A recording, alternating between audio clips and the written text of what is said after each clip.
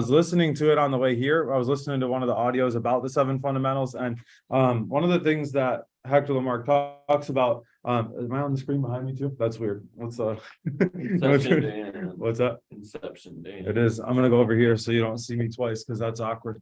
I listening to it on the way here. I can't handle it. So okay.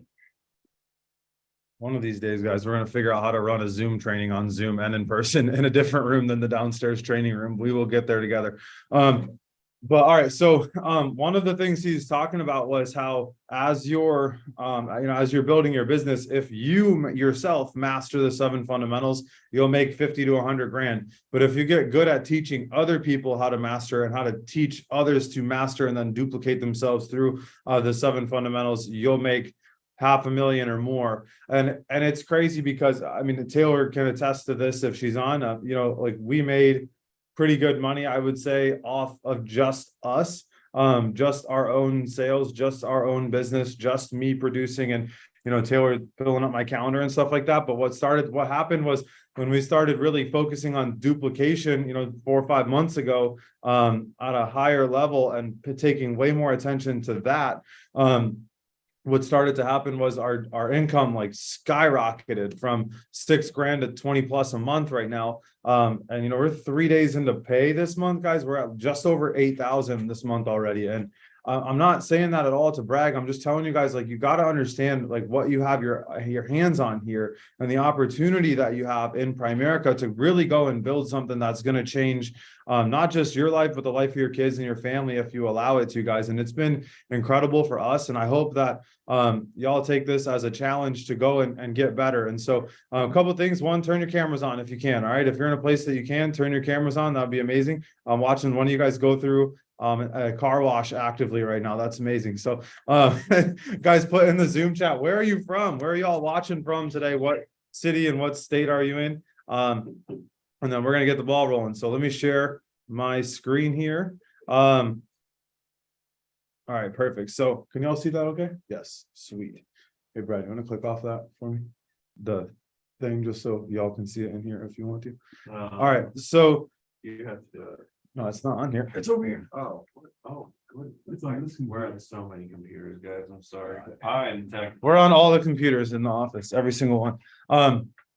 So the seven fundamentals that make success virtually certain. Okay, so nothing is guaranteed in life except for death and taxes, and primarily taxes, right? So outside of that, though, if you do what you need to do, guys, you're going to grow a business here, and it can happen as fast or as slow as you want it to. And so this is a pamphlet written by Hector Lamarck, and we're going to spend all of our time going through this today. So Hector Lamarck's been training people when he got out of the field. So if you don't know who he is, Hector Lamarck makes, I want to say, over 3 million a year. It might be 4.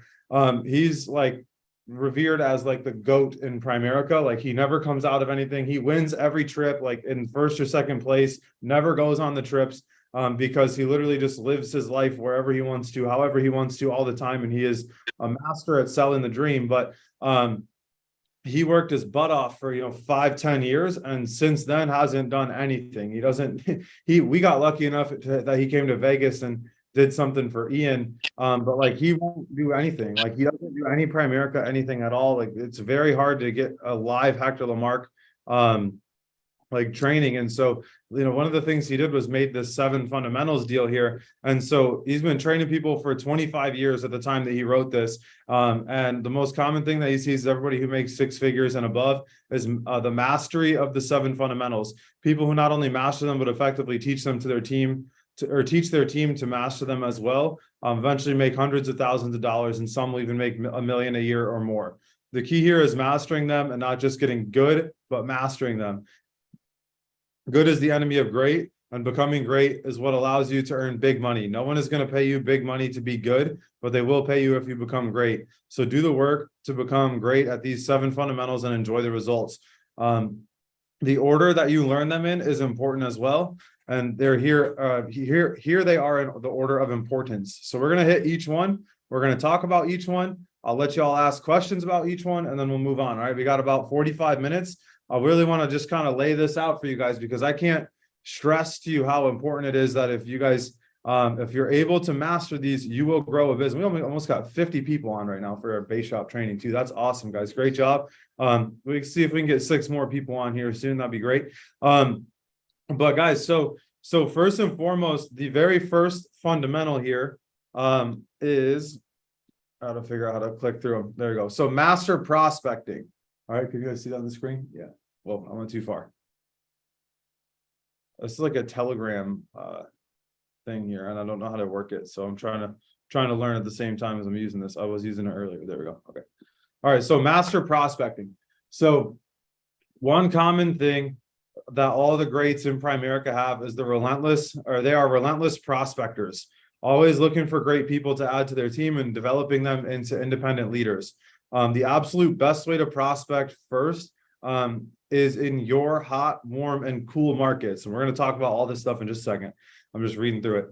The second best place is in the hot, warm, and cool markets of a new recruit. And the third best place is recruiting as you go, prospecting people you meet through your travels every day. There is no shortage of prospecting how-tos in Primerica. My Hector Lamarck system has them, as well as countless CDs through Primerica Online, all the audios on SoundCloud. I mean, you can find tons of different things. The key is to be disciplined at prospecting. Make it part of the way you go through every day. Have your antenna up all the time, looking for people who would be interested in making more money, owning their own business, and becoming free. My focus every day since I decided to go full-time was to find the right people to build my business with. You have to be clear about who you are looking for. Married, homeowners between 25 and 35. Obviously, that's not mandatory. They have kids. They're making $40,000 a year combined or above. And then he also says living in that area for 2 years or more. Why do you think that that's there? I personally believe that that's there because if you're trying to build an in-person office, they know people, right? If you've only lived somewhere for like a year, and I can kind of tell you that that's my experience. Like after living in Tampa for only a year, didn't really know anybody. Like we did, but not really. We didn't really have any friends. But now we're like establishing and building really real relationships. Obviously, everyone you meet won't meet all the criterias. But this is ideal, and you should shoot for 80+% of them if you want to accelerate your success and have less frustration building your business. Consistent prospecting leads to appointments, recruits, sales, income, and ultimately your success. Just do it.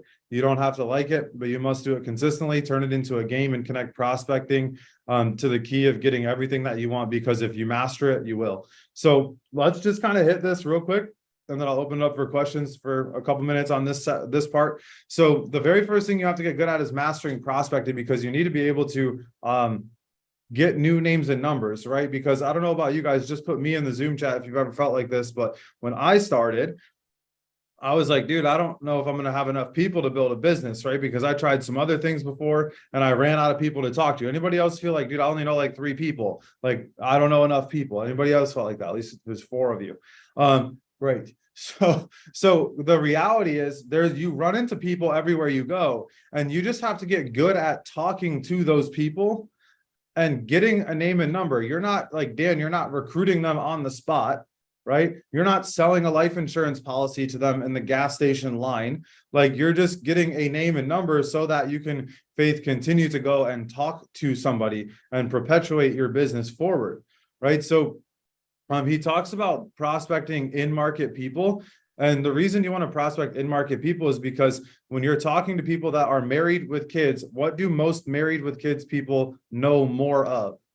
They know more people that are what?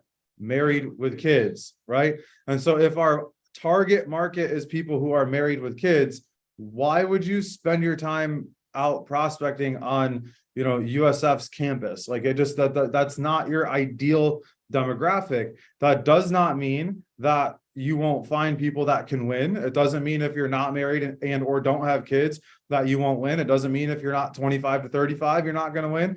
But here's another reality, right? Like when I'm looking at building a business, and like, so we just promoted Cass, and Cassie's replacement is Jenna. And when we're looking at a replacement, like I don't want to take a replacement that's 60 years old. And that's not to be rude. It's to say my kids are going to override that replacement. Y'all understand what I'm saying? Like, so if you're building a business, if you're thinking longevity in business, I want to recruit young, motivated, excited people. That doesn't mean I'm not going to recruit people outside of 35. It doesn't mean people over 35 are not going to grow and be successful? Yes, Dan, I will. It doesn't mean any of those things. It just means that the longevity of the business, as a general rule of thumb, you want to have as many of those attributes as possible. Does that make sense? So hot, warm, and cool markets. Yes, I will actually draw you a picture, right? This is like one of my favorite pictures to draw you all. Can you all see my whiteboard? Yes. Right. I'm an artist, so don't judge me. Okay. Taylor went to art school, not me. But so if that's you in the middle, right? So you have like your immediate friends and close family, right? That's like those people right there in the center of the circle. So you got like your family and then friends that might be a little small, but you all get the point.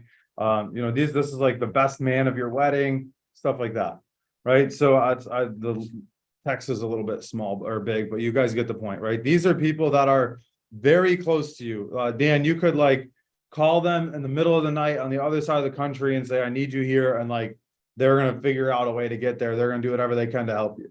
Okay. These are people that they'll go to bat for you all the time. Right. So that's the first group.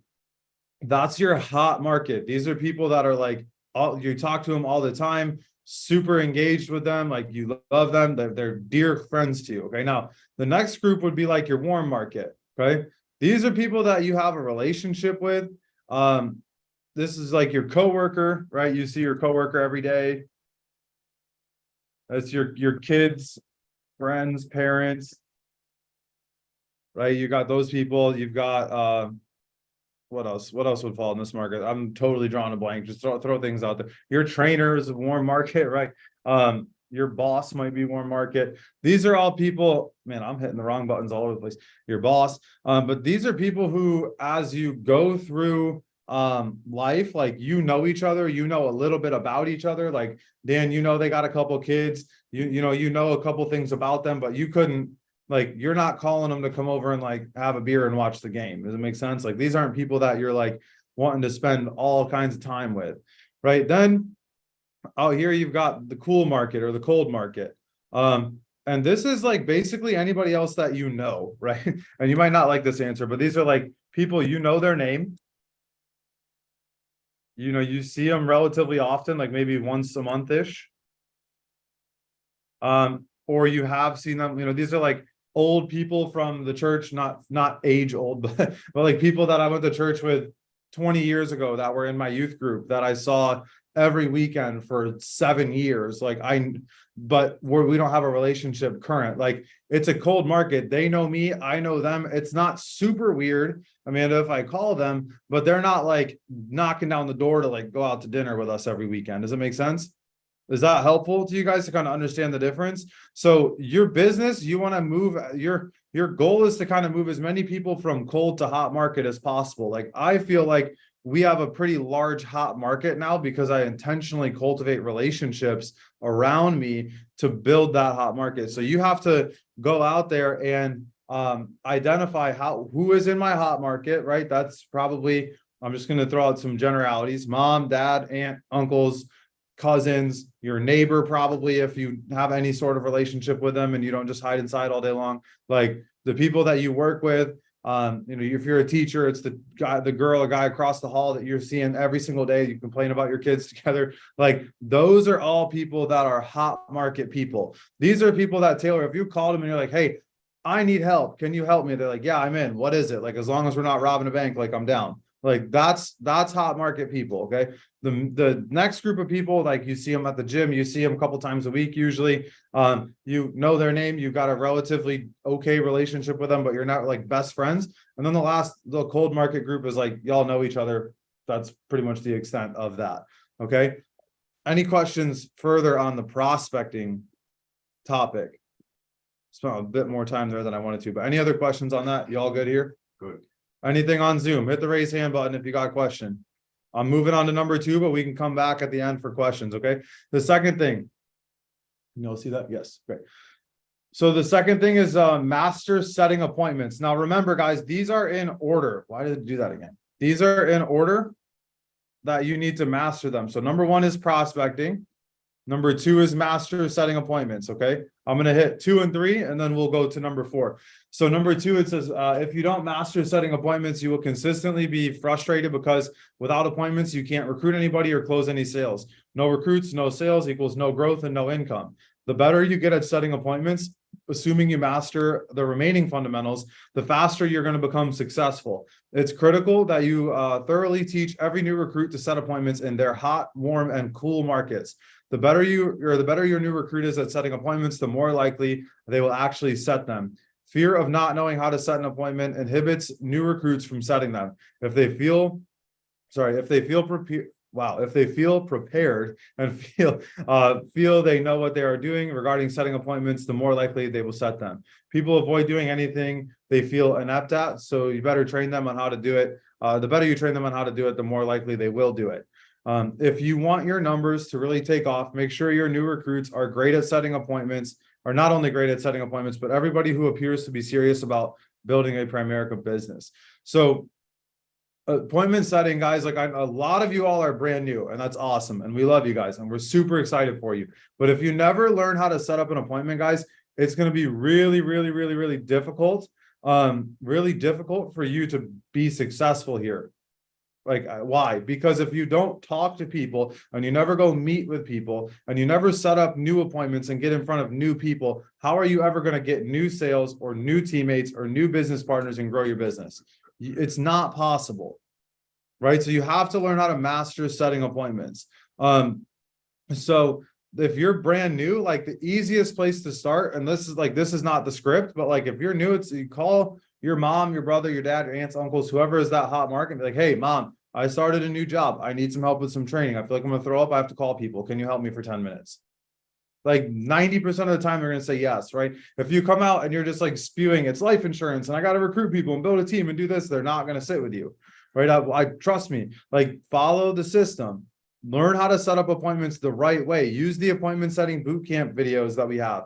Use the appointment setting audio that's available on SoundCloud, because those things are going to teach you how to set up appointments and get in front of people, guys. And here's the other reality. If you only have the license, but you don't have appointments, what's the purpose of having a license?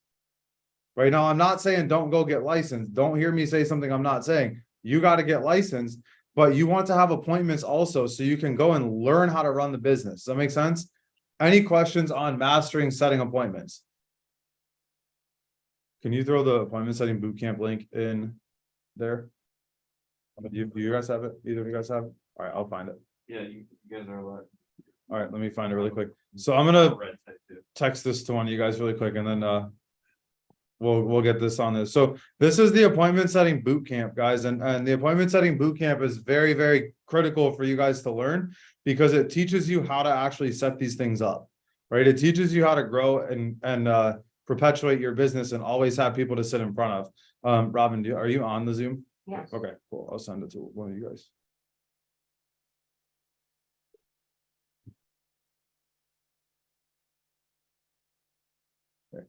I just sent it to you, Robin. So if you could copy and paste it in the Zoom chat. Oh, never mind. Somebody just posted the SoundCloud, but there's an appointment setting bootcamp YouTube video that I did also similar to this. It was on a Saturday morning. All right, guys. So number 3 is mastering presenting, or master the presentation, or this is recruiting, kitchen tables, either way. So you must master a simple and clear presentation, a simple and clear and question-oriented presentation that ties down your prospect throughout the presentation. Your presentation must make the new recruit or trainee feel like it's simple and easy, so that way they can do it.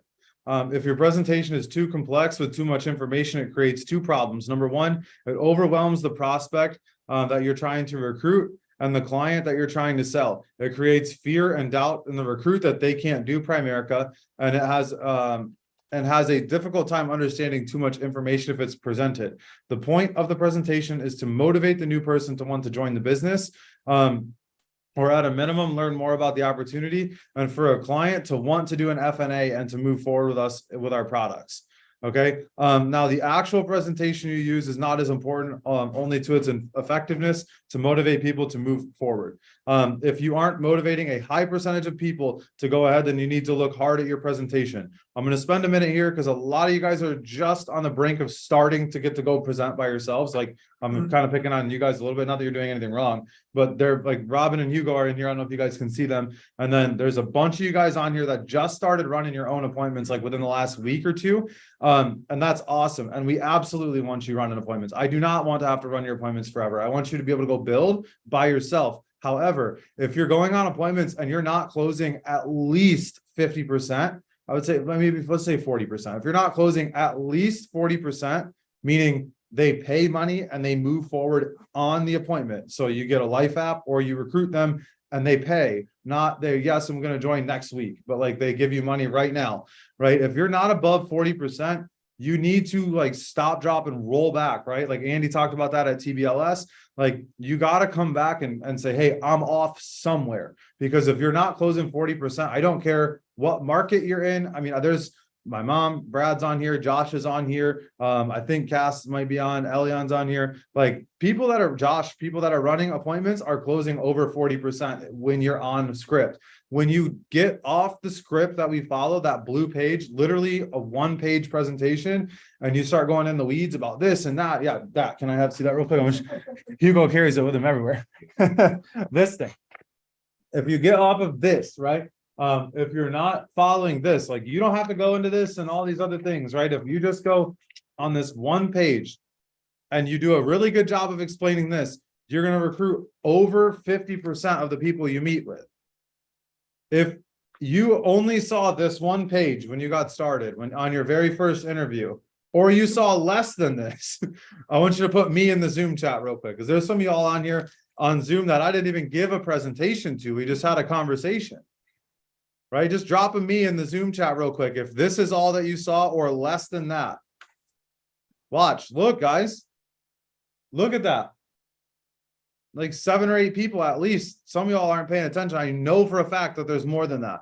So guys, you have to understand it doesn't need to be this massive, exquisite 94-page, like perfect transition keynote presentation that you're just out here like letting it rip and you're killing it and you're super excited. And dude, you just like you get to let your team go out and watch how to duplicate that, because Jill, it's way easier for you to be excited about being able to go build a business when you don't have to master a 95-page, 4-hour-long sales presentation. Yes or no? Like if all you got to do is learn how to read off of a blue page, I think you can figure it out, right? I believe in you guys. If you can't, God bless. We'll send you back to school. But so guys, any questions on mastering appointment setting or mastering the presentation? Don't ask me how to give the presentation right now. That is not the purpose of this meeting today. But outside of that, any questions, y'all? Hit the raise hand button. I'll start with the people in the room. Anybody in the room have questions? No. No. Awesome. Anybody on Zoom got any questions? No. Awesome. Cool. All right. Number 4, master overcoming objections related to recruiting and sales. Did it again. This dang thing. Every time the first time I do this and I make it big, it goes to, oh my gosh. Dude, I'm gonna lose my mind. I'm gonna run straight through this little glass wall right here. All right, we'll figure this out together. Can you all see that? Yes. If it changes, it's got a mind of its own. I'm not touching anything. Okay. Don't touch it, Dan. Don't ruin it. All right. So number 4, mastering overcoming objections related to recruiting and sales. This is a lot of words, so bear with us. One of the major reasons that people wash out of Primerica is they get objections and they're incapable, or that they are incapable of overcoming even the most basic concerns and objections that people have related to joining or buying. Okay, just being honest, put me in the Zoom chat if somebody ever said a question and you're like, oh my gosh, like I don't know how to answer this. Like even if you're trying to set up an appointment. Right? You're like, oh, you should come and check this out. They're like, what is it? And you like die on the inside because you're like, I have no idea. I don't know what to say. It happens to everyone, right? And that's the thing. It's okay. You're just not skilled up enough yet, right? Like you're not good enough yet. It's okay. It's fine. Just get better. But if you master how to overcome the most common objection, if you master how to overcome the most common objections, you won't recruit or sell everybody, but your ratios are going to improve radically, right? So think about it. If you just got 50% better and you're closing 50%, you're at closing 75% now instead of 50.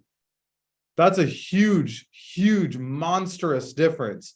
If we're talking about every sale being worth $1,000 and you're only doing 5, you get 50% better at overcoming objections. Your income goes from $5,000 a month to $7,500 a month.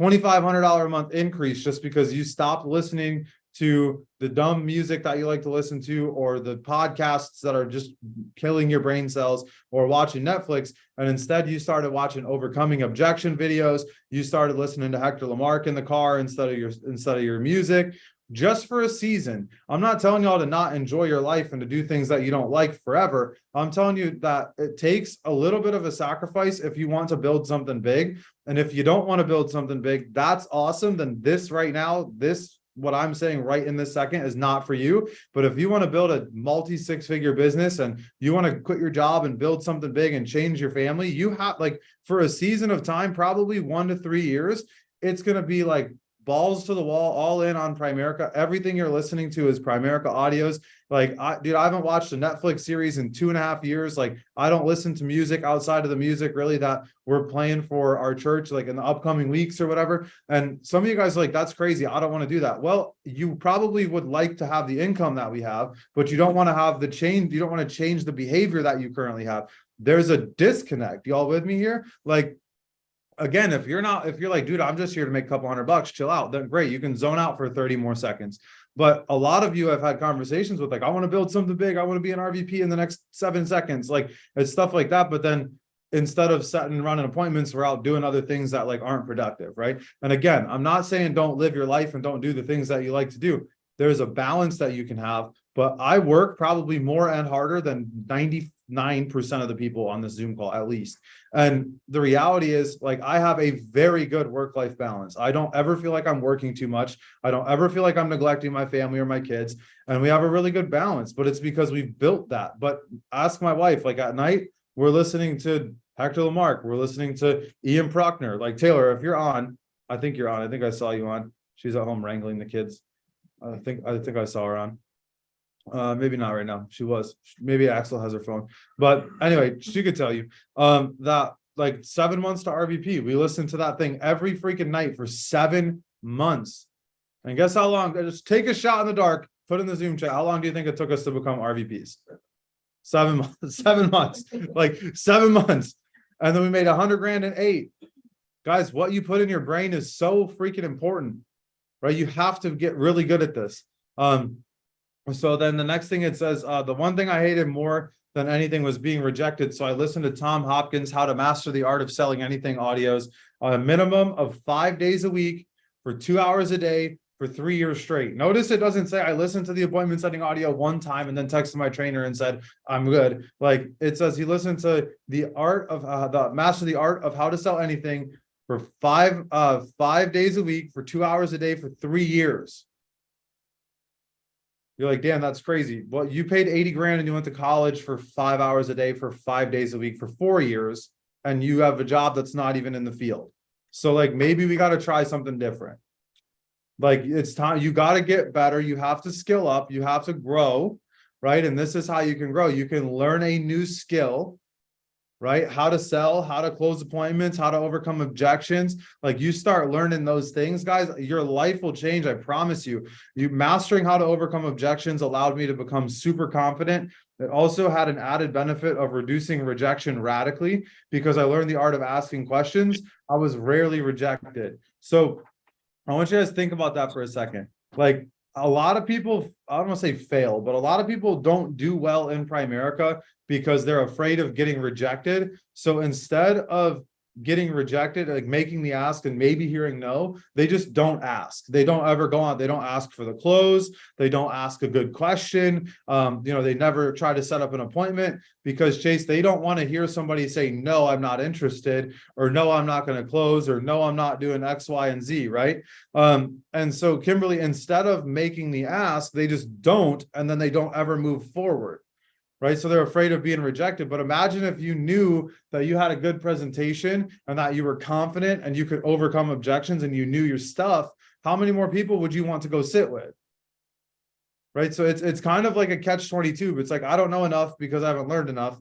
And I don't feel like I'm not going to learn because I'm not going out on appointments. Well, dude, there's so many audios that you can learn stuff for, but you also got to take some freaking action and go talk to people and get on appointments and watch your trainer. Like, take me with you, take your field trainer with you on appointments to learn the business. Right. So we get rejected most often because our skill level is too low. Some of y'all should probably write that down, right? I get rejected because my skill level is too low. Right? If you feel like I'm coming at you right now, maybe the boot fits a little bit, right? You need to get a little bit better. I need to get better. Like, it's just the reality. Like, if you are the best at what you do, then your ability to get rejected or your frequency that you're getting rejected is much lower. How many of y'all want Tom Brady as the quarterback for your NFL team that you own? Anyone? No one does, except for Robin and Hugo are excited, but that's it. How many of you guys want like the Pee Wee football player from down the road, right? The high school dropout that was the third string quarterback from your local high school Division 8 team? No, why? He's not as good, right? It's okay, it's fine. But how are you ever going to recruit a Tom Brady or bring a Tom Brady onto your team if you can't coach him? Does that make sense? Like, if your skill level is not good or not good enough, it's the good thing about that is it's a skill. Right? It didn't say you were born with this. Like, no one's born like a stud salesperson. Maybe they're born with the ability to talk a little bit better than you, but that's a skill. They've practiced it. So you got to get out there. You got to talk to people. You have to be willing to put yourself out there and learn. When you know how to do it professionally, objections are merely amusements. I'm going to talk about that in a second because I think that's super true. Listen to his overcoming objections CD 100 or more times until you can overcome the most common objections reflexively without even having to think about it, what you need, or without even having to think about what you say next. And until you can reflexively overcome, that's a hard word to say, by the way, until you can reflexively overcome the most common objections, you will never be a great trainer, and that will slow down your progress. So again, commit to just do it. This sentence right here, when you know how to professionally, or when you know how to do it professionally, objections are merely amusements. I'm pretty good at objections. Like, I'm pretty good at sales. Like, I like that. Like, I love when people throw something dumb at me, like some stupid objection. I'm like, yes, like, this is a new one. I've never heard this. How do I? And it's like, it's funny, but it's true. This business is a little bit monotonous. I'll be honest with you, right? This business is a little bit repetitive. You do the same crap every day, but it's the fun is in the monotony, because when you bring a new person on and you have to teach them everything, it's like, oh man, I got to go back and relearn how to set appointments and relearn how to run them and relearn how to close and relearn QBI and relearn all these different things. And what happens is you start getting better because you have to go back and learn again. Some of y'all don't have anybody to teach, but you should probably go back and teach yourself how to set appointments because you're 0 by 0 for the last 4 months, right? Like, and it's, dude, that's kind of the business though. 80% of the people produce 20% of the results. 20% of the people produce 80% of the results. That is literally what's happening in our business right now. But the cool thing is now we have 40 people on calls instead of 10. So what's getting bigger? The total results. Right. And the amount of people winning is also getting bigger. And it's exciting to watch that. So you have to master objections related to recruiting and sales. Now, any questions on the fourth fundamental there, guys?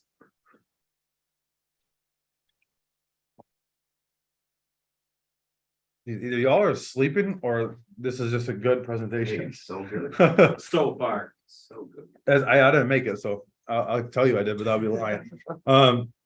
All right, so this one, master. So I'm going to change the title of this to master all the products. Everybody type master all the products. Like, Dan, I'm not life licensed. How do I master all the products? Well, get life licensed and start working on one at a time, right? Get a little bit better at each one. Dude, why won't this let me zoom in? My computer hates me. I've come to the conclusion. So first of all, you must know how each of these products works inside and out, up and down in every little detail. Why? Because you must be able to teach them. To be able to share the features and the benefits and to motivate people to buy them, you must know how each one works completely. To recruit the right kind of people, you must be able to articulate why joining us and offering the products we do wow, words. I got real distracted. My watch buzzed and my phone went off. I'm back up real quick. Sorry. To recruit the right type of people, you must be able to articulate why joining us and offering the products that we do will lead to helping people radically improve their financial lives. The better you know our products and the more confident you will be when presenting them. People buy your self-confidence about what you're doing more than anything else. Assume the product actually does what you say it does. In our case, our products actually perform like they say we do. Pause for a second.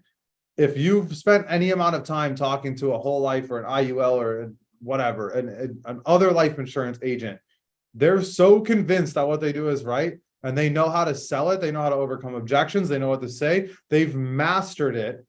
You know that what we do is better, but you don't know your stuff enough to be able to go in and explain how theirs works. That's the problem. And I'm not trying to like come at anybody right now, but you got to know their stuff better than they do. I showed a State Farm agent a couple weeks ago inside their policy something that they didn't even know existed, about why it was bad, about how expensive it gets, and one of the exclusions inside of their policies was in there that they would never be able to convert that term to another term. They didn't know that.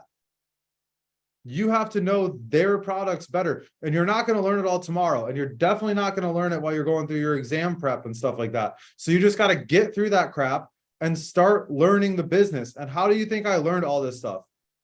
I got on appointments and I ran into it in the marketplace, and I went and talked to somebody else that has been there before, and they told me how to overcome it. So next time I won't get stuck on it. If you're getting trained and you take a trainer with you, what's going to happen is you're going to see it from the perspective of somebody being trained, and your trainer is going to handle it. Or like if you take me somewhere, Jill, and I don't know what the heck is going on, I will just tell them, I'll be like, oh crap, I've never seen this before. Is it okay if I go ask somebody about it and we get back together next week so I can give you an actual answer?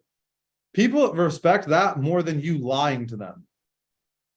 So you got to master the products and you have to learn it. Like I'll give you an example actually. So I'm helping somebody in Cass's base shop with an investment for his parents, and they sent like their bank account statements and everything over, which is what you want. Like you want them to send you all the statements so you can put together an analysis and a plan for them. And they had no idea what was going on with their money. They had like 7 different brokerage accounts, like through Fidelity and all these other things. And long story short, I got on that call and I was like, hey, I'm going to be honest. Like, I know we can help, but I don't know the best way to help you in this situation. Is it okay if I get back with you in a week or two? And he said, yes. And so I called a wholesaler from Legg Mason or Franklin Templeton. His name is Jeff. He was at the Tampa Bay Leadership School, which, by the way, that's why you need to go to those events, because those guys are there and you can build those relationships and they will help you. I called him. I said, hey, I got about 100, maybe 200 grand that I need help with on an investment. Can you help? What do you think he said? Put in the Zoom chat. What do you think the guy's job, who is to help people buy their investment products, said when I said, I have money to give you. Can you help me? Yes. Yes. He said, yes. And so what I did, I sent him all the paperwork. And then 3 weeks later, he's like, hey, I'm done. It's done. We're going to be able to help this guy. When can you meet? And so we're meeting at 6:30 on Monday night, and I'll close $100,000 or $200,000 in investments. And as a regional vice president, that's going to pay me about $4,000. How much work did I do in that? Little to none. I met them. I talked to them. I said, hey, I don't know enough here. Let me get somebody else. And I gave it to somebody else. And he said, hey, I'm done with the work. When can we meet with them? And so now I just got to go back this way, and then it should close and we'll get paid. It's okay that you don't know everything. In fact, if you knew everything, I would ask you why you're not making way more money, right? So let's just face it. Like, your income is going to show you about how much money you make, right? You got to learn that you don't know everything right now. Like, I know that your high school will probably try to tell you that you're smart and special and you know everything and you're going to do amazing things, but not if you don't work at it. You don't just show up and do great things. It doesn't work like that. If you can't explain our products simply so people can understand them, so they can see how it'll help them change and get what they want, you won't close a high percentage of people. So it's like the toaster story with life insurance. Y'all heard that before? Do you guys know what I'm talking about? Put on Zoom, yes or no. Do you know the toaster for life and the toaster and the life insurance comparison? Yes or no? No. Oh my goodness. Okay. God bless America. All right, let's unshare my screen real quick. All right, can you all see me still? Okay. Why am I not on Zoom? What's happening right now? I'm on Zoom there, but not here. That's weird. What's that? We can see you. Oh, I see it. Figured it out. I got it. Don't end the meeting. Don't end the meeting, Dan. Okay. There's a giant button that said, do you want to leave or end the meeting? I was like, no, don't do that. All right. Let's see. I'm gonna pick on if you're less than 7 days in the business, and you do not know the toaster thing, hit the raise hand button on your Zoom. I'll pick on you. The first person's hand that I see. And you're in a quiet place that you can talk. Y'all might not know how to hit the raise hand button. I just thought about that. There we go. Daniel Shattuck. What's up, brother? How are you? Can you unmute yourself? Hey, not too bad. How's it going? Good. I'm gonna pin you really quick so we can see you. That's all right. Awesome. Can y'all see him? Not yet. It's pinned on my screen, but not whatever. All right. So Daniel, do you have a job right now? I've been self-employed for about 8 years, so Okay. yes and no. Perfect. So, and then tell Daniel, are you like married, kids, no kids, single? Tell me a little bit about yourself real quick. Single, no kids, Okay. a lot of student debt. Great. Perfect. So Dan, let's imagine for 5 seconds that you have a toaster at your house, right? You ever seen a toaster before? Like you put your bread in it, you push it down, it cooks the bread, pops back up. Okay.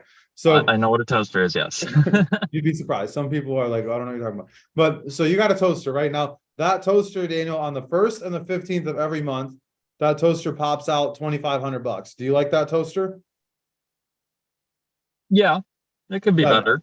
Right. Yeah, not bad. And would you get some type of toaster insurance on the toaster to make sure that if the toaster died, you could get another toaster that would then produce more money?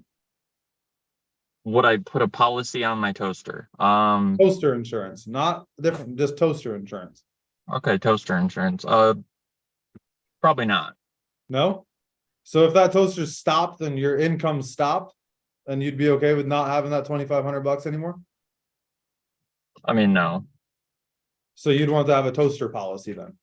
Yeah, sure. Yeah.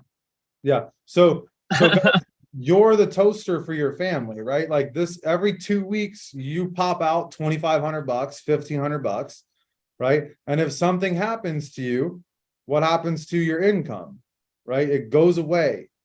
And so the analogy with a toaster is, hey, if you had a toaster that every 2 months or every 2 weeks popped out your paycheck for your family, and you could go buy your groceries, your bills, stuff like that, then what? Now you've got something that's producing income for your family, right? And so as you continue to go down the story with them, and I did, that was a very fast version, but the conversation is, you would obviously insure the toaster, right? Yes, I would insure the toaster, Yeah. right? That makes sense, that I would want to cover the toaster that's giving me money. Okay, well, you don't have life insurance right now, and if something happens to you and you died, that income stops. And so we have to be able to relate to them with stories. Another one is mutual funds, right? So if you look at mutual funds, a lot of people don't. How many of you guys don't know what a mutual fund is? Just say no in the Zoom chat if you have no idea how to explain. If you had to explain a mutual fund right now, could you do it? Yes or no? That's what I want you to put in the Zoom chat. Just one person.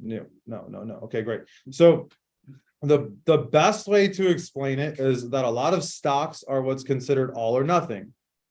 Okay, so what that means is, Talia, you either have to buy 100% of the share or none of the shares. Okay, so think about like a Primerica stock, for instance, is, I don't know what it is right now, but it was like $215 the other day.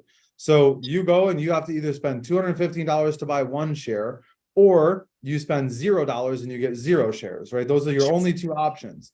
Now, Talia, have you ever been at like a pizza party, or not a party, but like hanging out with friends and stuff like that, and you're all hungry and everybody's like, hey, let's all throw in $5 and we'll buy a couple pizzas, right? You've been in that situation like that before, right? So mutual funds function kind of like the pizza party, right?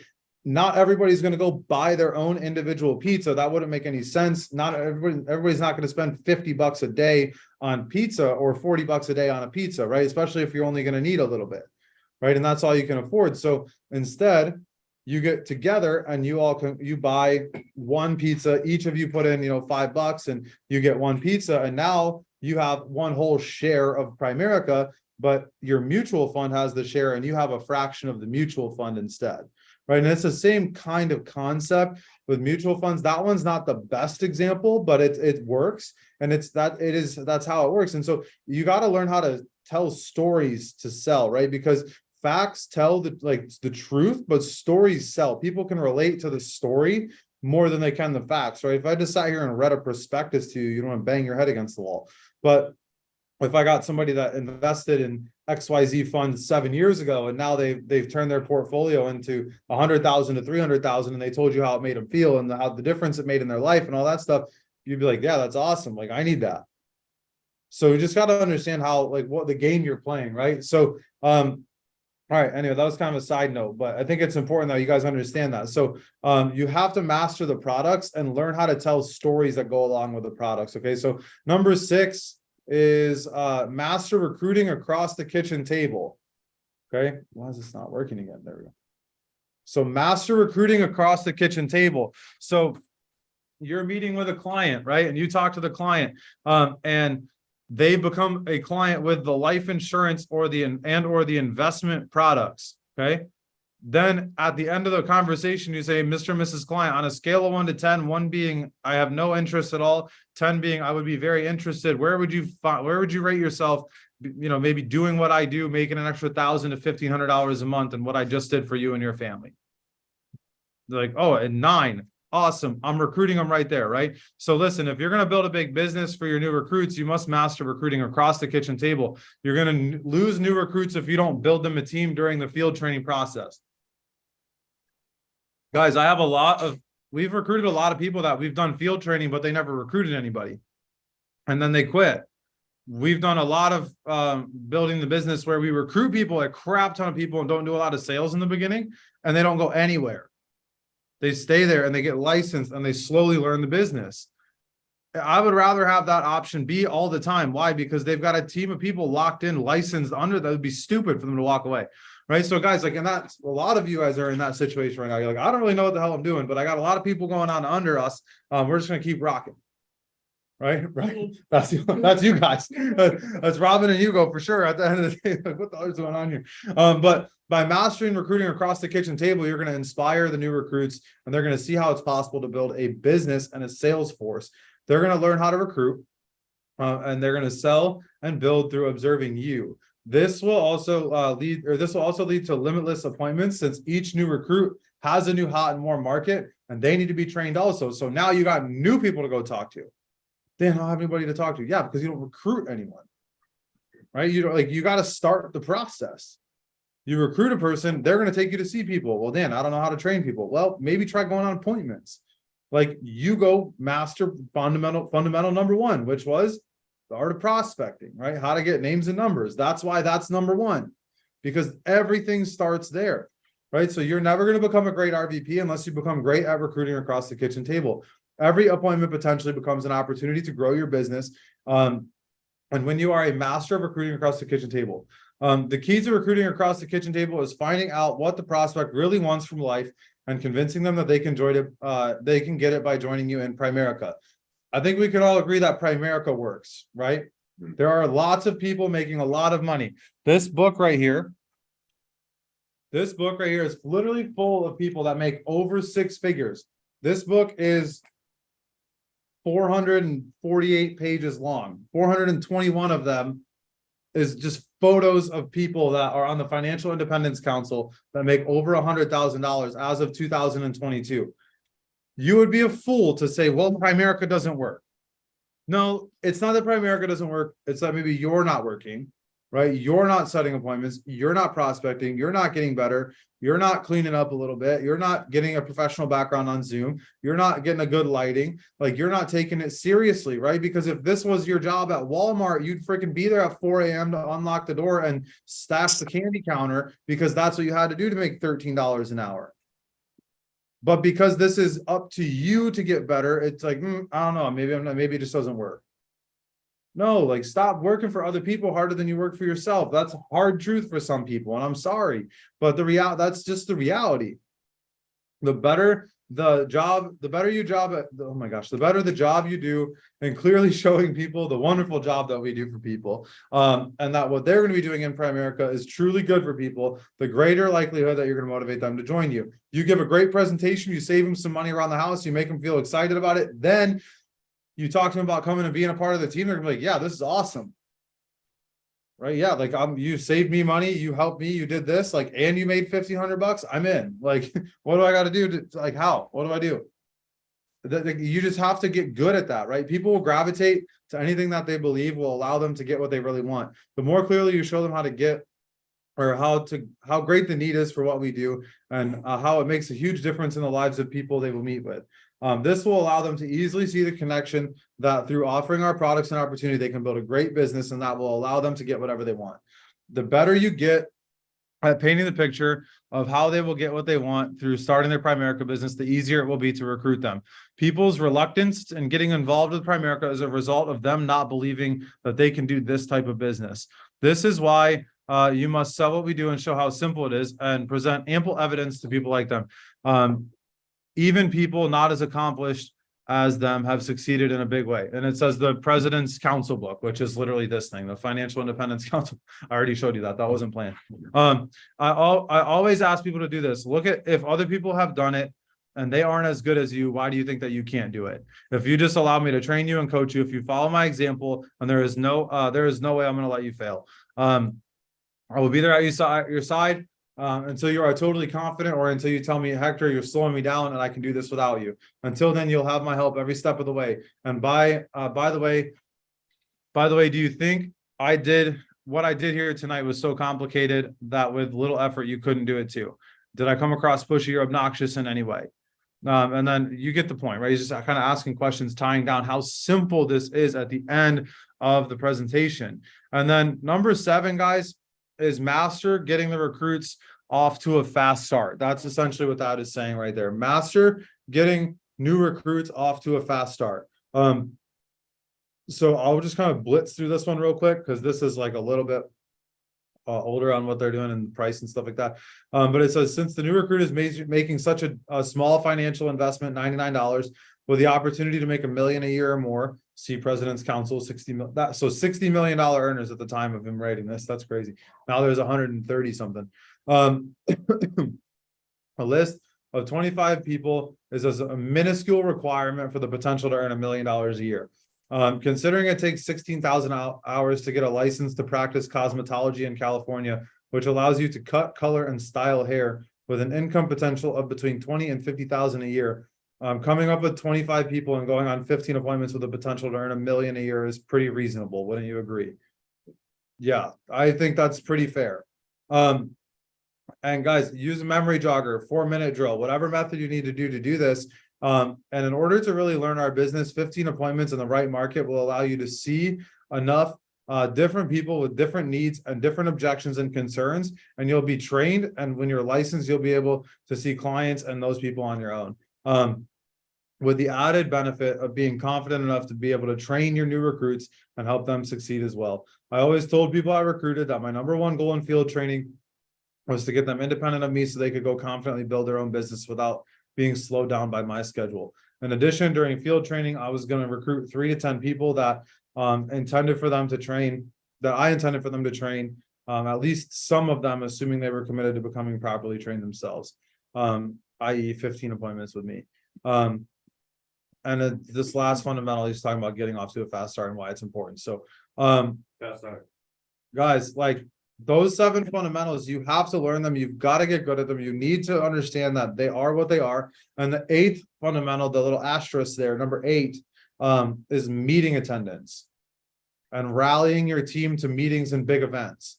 Like if you have 1 recruit on your team and they're not getting on trainings, guys, you're missing the boat. Like you got to get, when you recruit somebody, your number 1 job, Kim, is to plug them into training. Because you don't know what the hell you're doing. So you can't train them yet, right? There's a lot of you that are brand new. You don't know how to train anybody yet. That's great. You get them on the call, on the Zoom call, and I will train them for you. And we get them to set up some appointments, and you need to keep setting up appointments too. Because here's the reality. If you come in here, let's just use an example, right?